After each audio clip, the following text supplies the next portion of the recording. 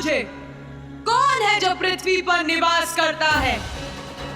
जीव जंतु और पुरुष माता। और अन्य सभी, उनका क्या स्थान है रे?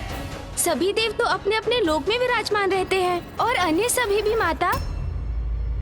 और अन्य सभी अपने अपने भुवन में रहते हैं।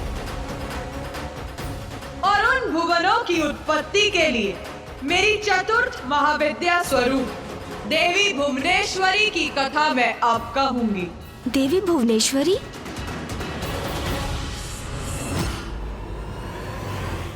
मेरी महाविद्या का चतुर्थ स्वरूप देवी भुवनेश्वरी। ब्रह्मांड की ईश्वरी है हम।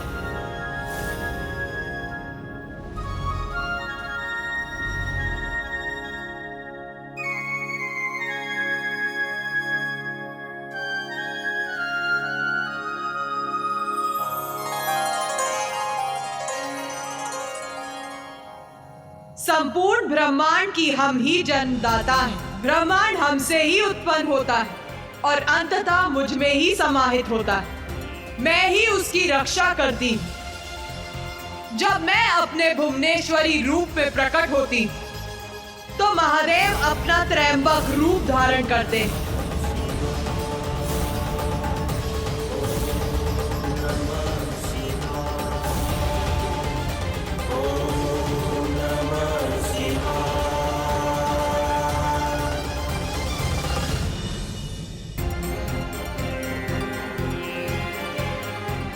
प्रिय,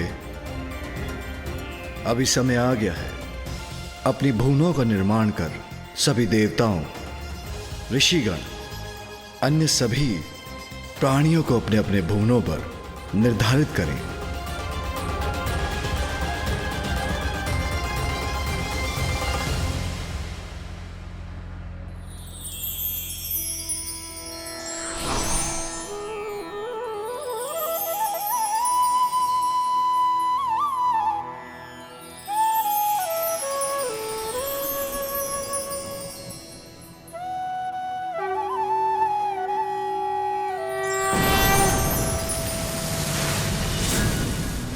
भुवनों के क्रम में ब्रह्मदेव जहां निवास करते उस सत्य लोक का आविर्भाव हुआ। ये समस्त लोकों में सर्वोच्च लोक है, जहां के वासी जन्म और मरण के चक्र से मुक्त है। फिर तप लोक प्रस्तुत हुआ, जहां शरीर रहित पुण्य आत्माओं का वास है। जो इस लोक में वास करते हैं वो अपने सत्य लोक प्रस्थान की प्रतीक्षा में रहते हैं।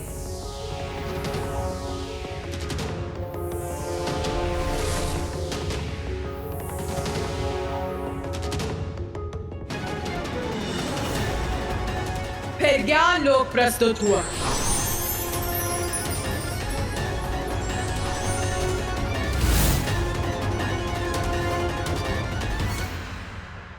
जहां जिज्ञासा से परिपूर्ण तपस्वी वास करते हैं।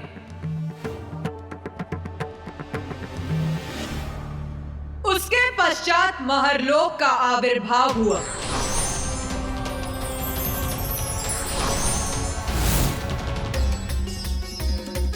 जहां तप की पराकाष्ठा के उपरांत ऋषियों मुनियों को स्थान प्राप्त होता है। जो ऋषि यहाँ निवास करते हैं उनकी शक्तियां देवताओं की शक्तियों के समान होती, इसीलिए इस लोक में सप्त ऋषियों का वास होता है। फिर इस कर्म में आनंद लोक अर्थात स्वर्ग लोक आता है।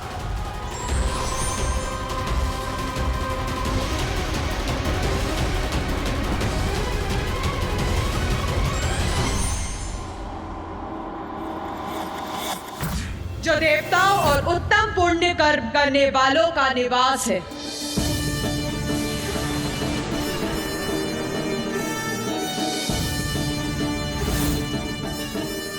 जिसके बाद भुवर लोक है, जहां सूर्य देव और अन्य नवग्रह स्थित हैं।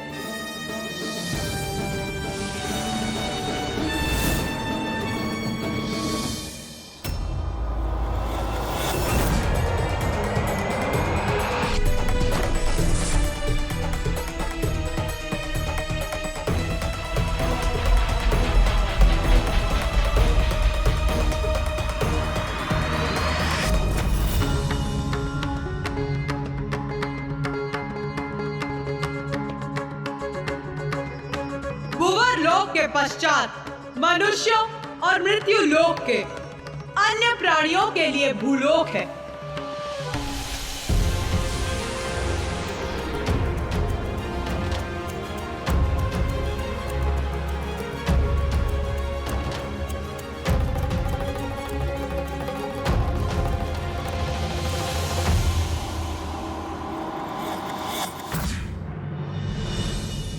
माता, आपने जितने भी लोगों का निर्माण किया वो तो सात्विक और सद्गुण स्वभाव के प्राणियों के लिए किया, किंतु उनका क्या? जिनका स्वभाव ही तामसिक है, उनका निवास कहाँ होगा? कहाँ जाएंगे वो? फिर भूमि के नीचे के लोग प्रकट हुए।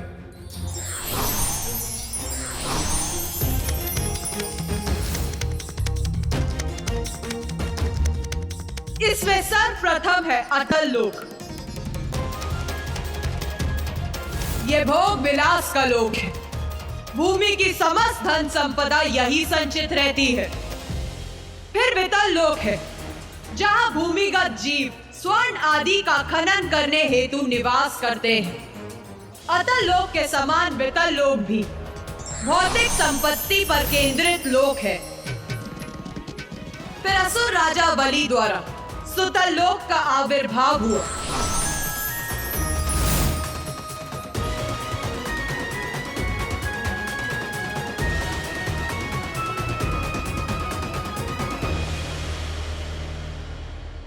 फिर तलातल लोक की उत्पत्ति हुई। फिर उसके नीचे महातल उत्पन्न हुआ। यही नागलोक है, जहां नाग पुरुष और नाग कन्याओं का वास है। फिर उसके भी नीचे है दानवों और दैत्यों का लोक, रसातल।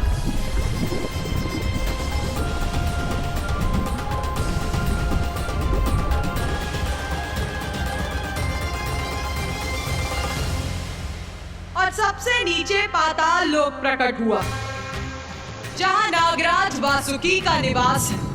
यही सभी अन्य भुवनों का आधार है।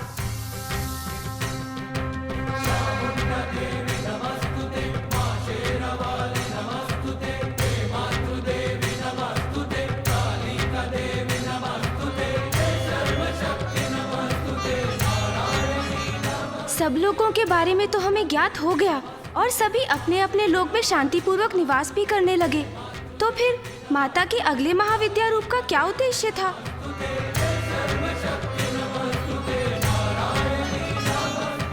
कार्य जब तक पूर्ण नहीं होता तब तक परम ब्रह्म भी तत्परता से उसे पूर्ण करने में कोई भी कमी नहीं छोड़ते। इससे यही संदेश और प्रेरणा हमें मिलती है कि जब तक कार्य पूर्ण ना हो उसे छोड़ना नहीं चाहिए।